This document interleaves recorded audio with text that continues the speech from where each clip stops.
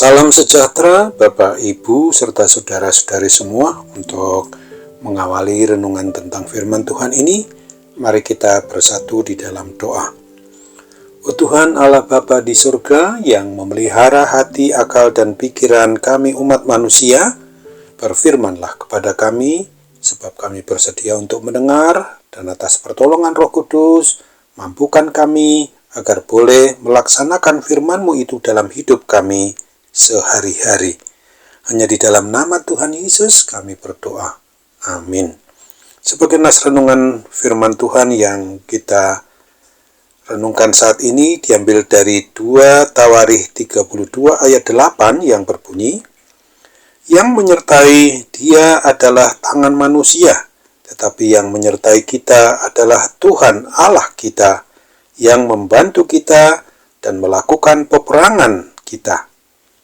Oleh kata-kata Hizkia, Raja Yehuda itu, rakyat mendapat kepercayaannya kembali.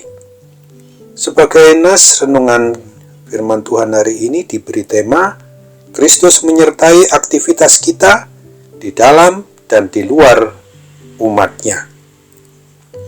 Betapa mudahnya mengobarkan iman percaya kita kepada Tuhan Yesus di dalam ibadah gerejawi, dengan menyanyikan pujian diiringi musik yang membangkitkan semangat beribadah, hati kita berkobar-kobar.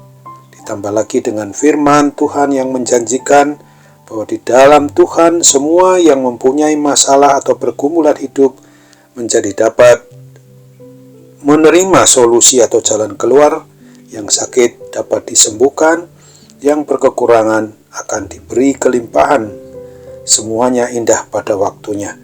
Tetapi apa yang terjadi setelah kita keluar dari lingkungan iman percaya kita kepada Kristus di dalam menghadapi kenyataan hidup ini? Dapatkah iman percaya kita terus menyala-nyala? Pada masa awal pemerintahannya sebagai Raja Yehuda, Raja Israel bagian selatan, Raja Hizkia memimpin Yehuda dalam kebangkitan iman dan kepercayaan atau kerohaniannya bersama dengan rakyat yang dipimpinnya.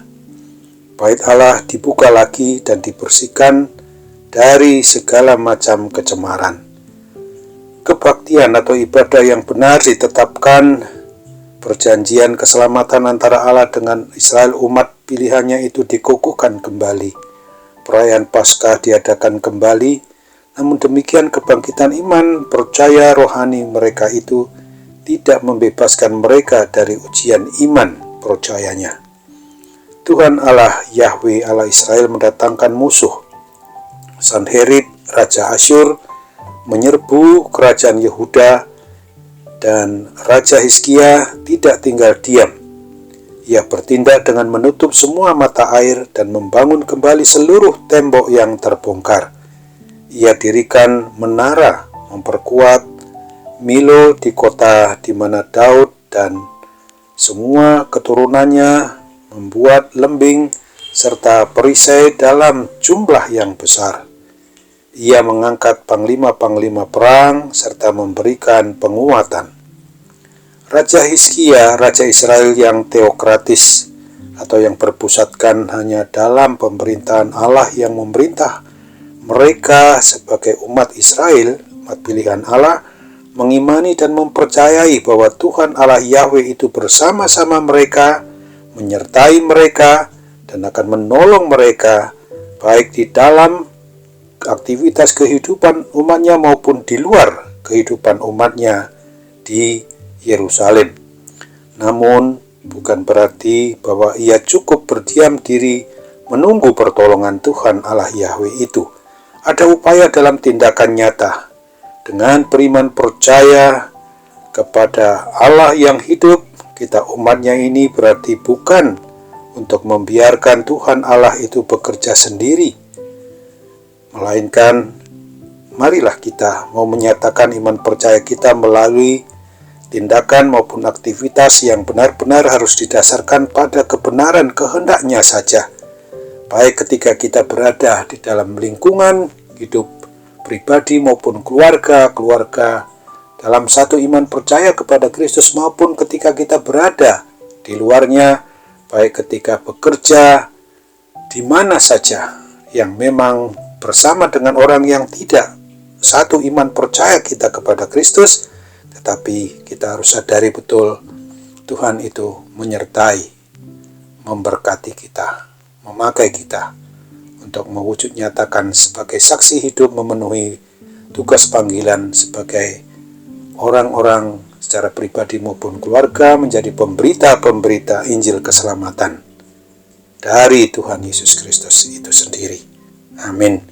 Mari kita kembali bersatu dalam doa. Tuhan Allah Bapa di surga, kami sadari betul bahwa apabila kami dapat mencontoh meneladani sikap seorang raja yang teokratis, yaitu Raja Hizkia, Raja Yehuda, ketika dia Tuhan pakai untuk memerintah umat-Mu, umat pilihan-Mu yang tetap mau beriman percaya kepadamu, maka Tuhan senantiasa juga mau berperang untuk umat-Mu, memakai umat-Mu itu untuk boleh menunjukkan kemahakuasaan-Mu yang tak tertandingi. Kini kami juga sebagai orang yang beriman percaya kepada Tuhan Yesus Kristus, sungguh-sungguh harus kami sadari betul bahwa ketika kami menghadapi segala sesuatu yang menyangkut permasalahan, persoalan hidup kami, maka ketika kami sungguh-sungguh memang merasakan adanya beban berat karena sedang menghadapi orang yang tidak senang kebenaran satu-satunya, keadilan satu-satunya di dalam Kristus, mereka kemungkinan juga iri hati kepada kami, maka kami mohon campur tangan Roh Kudus menyertai kami, menolong kami untuk menghadapi semua permasalahan itu, hingga kami mendapatkan solusi maupun jalan keluarnya. Bapa, harapan kami ini kami serahkan hanya dalam kehendak-Mu Tuhan Yesus Kristus yang hidup. Amin.